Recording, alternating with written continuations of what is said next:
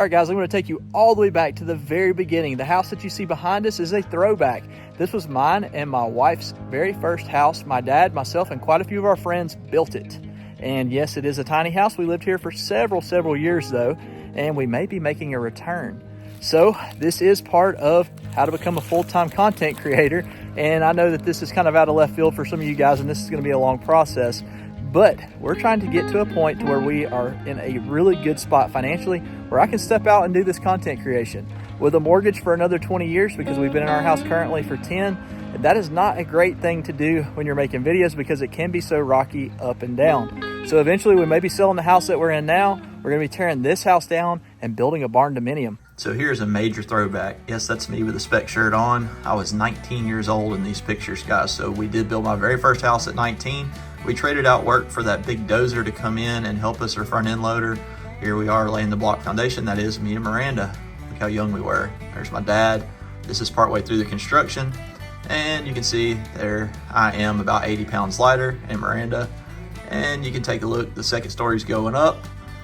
And we had a really nice place, guys. And we built this whole thing for about 35,000 bucks back in 2006. We hate to tear it down, but sadly it is rotten in a lot of places like you're about to see. So we've got a lot of work to do. All that's going to be coming to this channel. It's going to be slow. It's going to be a long process, but we've got dirt work to do. We've got tree work to do. We've got concrete. We've got driveways and asphalt. We've got all kinds of stuff that's going to have to get done, and it's going to be fun to do on this channel. But our very first project is going to be involving moving a shed from our current house to this house so we can unload all of the crap. Well, maybe I shouldn't say crap. All of my dad's stuff that he stashed in there, we got to get it out of there so we can tear it down. Before we head back to the other house and start working on getting the shed moved, the very first thing that I'll do is show you the property where we may be moving. This was my grandmother and grandfather's property that they bought in the 1950s. There's a little bit of history here, which is pretty neat, that I'll show you in another video. But this house is one that we built in late 2005, early 2006. It has been sitting vacant for over 10 years now, so pretty good while. And with it being vacant in Alabama, the humidity has absolutely just destroyed the siding as well as a ton of the wood. So what we're going to do is we're going to salvage the windows, we're going to salvage the wiring and the plumbing. And obviously there's already a septic tank and stuff that we had installed here. So we are going to have a rather large project taking this thing down, but this is where our new house is going to be, guys. It's going to take a little while. It's going to take a lot of work, but we're going to make it happen. This little pond that you see down here in front of us is about 2 acres. My grandfather built it in about 1966, I believe. So it's been there for quite a while. We are going to work on managing that pond and restocking it. It is spring fed. And if you look up in this direction over here, that is where my mom and dad live currently. So we will be pretty close to my mom and dad. I'm an only child though. My parents are getting older. So it makes sense to be close to them where I can help them take care of this property. So let's go get to moving the shed and we'll show you more of this at a later date. So step one, as mentioned, is going to be getting this shed right here moved to our new home site. And the first thing I got to do is get this lean-to off of the side, and I'm going to try to salvage as much of this stuff as I can. All of the tin and the wood is still good. And I'm going to even try to save these screws for the wall mount. Obviously, the rubber washers have been squished to the point where I wouldn't trust them in a roof scenario. But if we're just going to use it as siding for a lean-to back at the new Homestead place, then I think these will be worth saving. And I don't know if you guys have priced screws lately, but they are not cheap. So I'm going to break out the old Ryobi. You can see I've already took 5 or 6 out. I'm going to just run this line down through here and pull as many of these off as I can today. And then the fun part is going to be dropping this entire structure where I can get to the roof. It's already dropped on one side of the shed, which means that it's not up there very well, guys. It's kind of just hanging by some rotted wood over there on the side. So my plan of action is going to be to actually saw these 4x4s down here at the bottom just a little bit across, tie the tractor to the top right there, and then pull it that direction. Hopefully this whole thing goes this way and folds in half and falls down. So it sounds kind of crazy, and it probably goes without saying. Obviously I had to take the bolts out that were on the bottom, or the screws that were holding it before the top. And the reason for that is it could flop over and bend the tin right in half. So now I've got all of the rows taken out except the very top row. I'll break out the ladder, and now the tin should be coming down. All right, so we've got the tin all the way off of the walls there again. This board right up here is pretty rotten from water leaking through. So I'm thinking I should be able to just pull that side straight out. Me and my dad put it up there with some screws. I'll probably climb up there, make sure that the screws are loose. But these 4x4s that are in the ground are cemented. So what I'm gonna do is, I'm gonna clear around the edge, and I'm gonna take my chainsaw, and I'm gonna go right at the bottom of these. So basically it's just gonna be sitting here instead of concreted into the ground. Then I'm gonna throw my chain around that center part right there, tie the tractor, and give it a good yank. So this sort of be fun to film. We'll see if we can slow-mo it if it goes to falling. I hope the tractor's got enough power behind it to pull it down. Who knows? We'll find out. All right, guys. To be completely honest with you, this chain is completely gone, and I cannot find my chainsaw file. So this is not going to be pretty. It's probably going to be pretty tough to cut these. Let's just see if we can even get it to crank.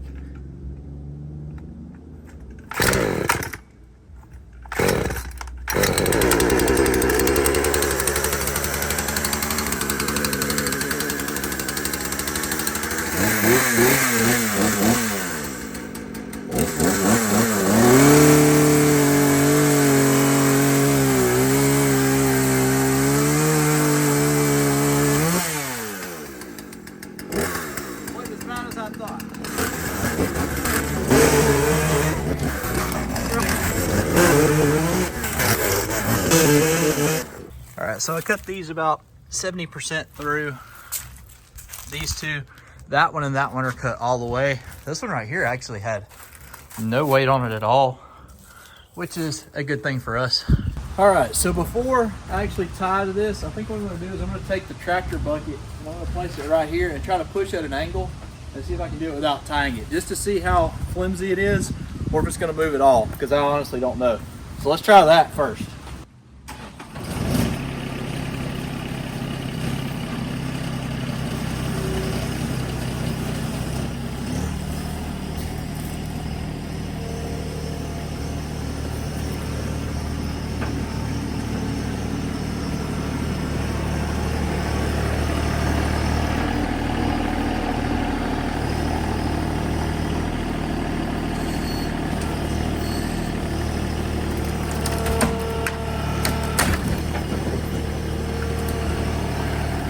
So yeah, that didn't work. I'm gonna tie a string or a rope or a chain to it.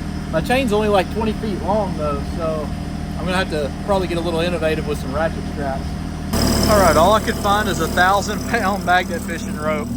So I'm pretty sure this is gonna break, but we're gonna give it a shot anyways and just see if I can get enough leverage on it.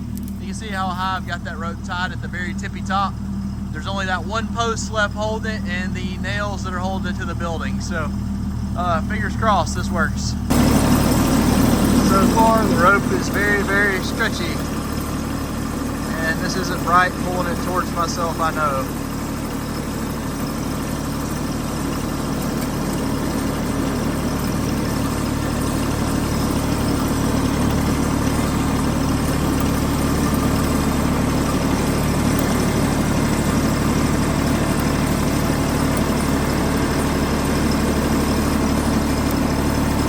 Thing's got a lot of tension on it, guys. There went the rope. Nope, that's not gonna work. So I went ahead and pulled this leg off right here with a bucket, and now what I'm gonna do is, instead of worrying about a chain, I'm gonna hook my bucket around this leg and pull it, and that leg and pull it, let it fall down, and then I'm gonna raise it up and down and see if I can just wiggle that stuff loose that's on the backside.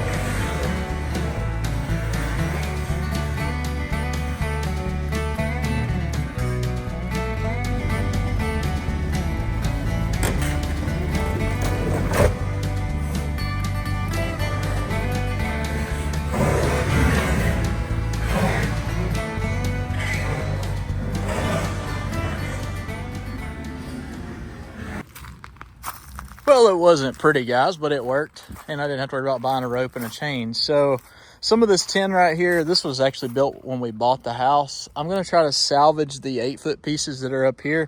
This down here is a smaller gauge tin. It's a little bit more flimsy. I don't know if I'll be able to save it or not.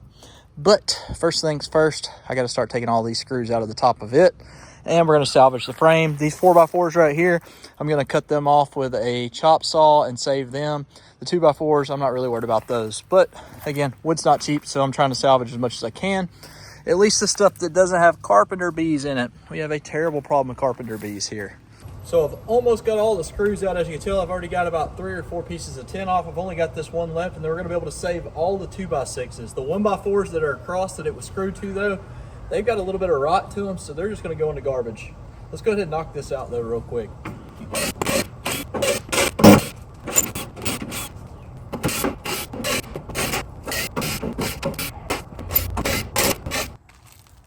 So as mentioned, I'm trying to save as many of these screws as I can because these are heavy duty screws that are something that will continue to last, especially if I just use this stuff for like a privacy fence or something like that. The problem is the rubber is actually making these things stick.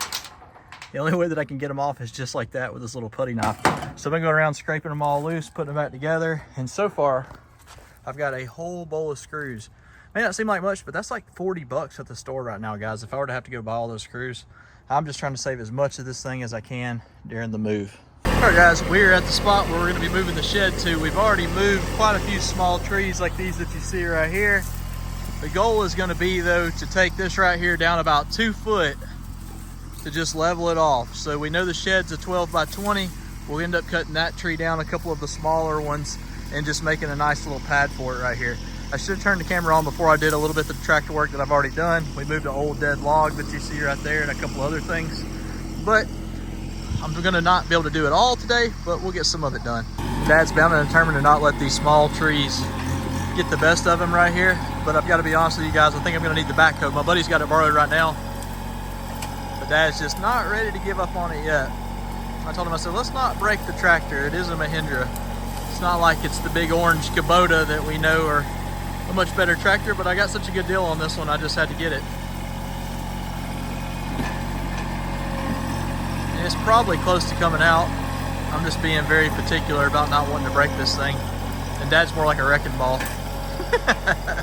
So we got it roughly outlined as to where the shed is going to be moved to. Obviously, we got to take this tree down, and we are going to have to come in with a backhoe and take about another foot out of the back and put in a couple of cross ties just to keep it from eroding. It's been incredibly dry here. If you can't tell, this stuff is almost like sand.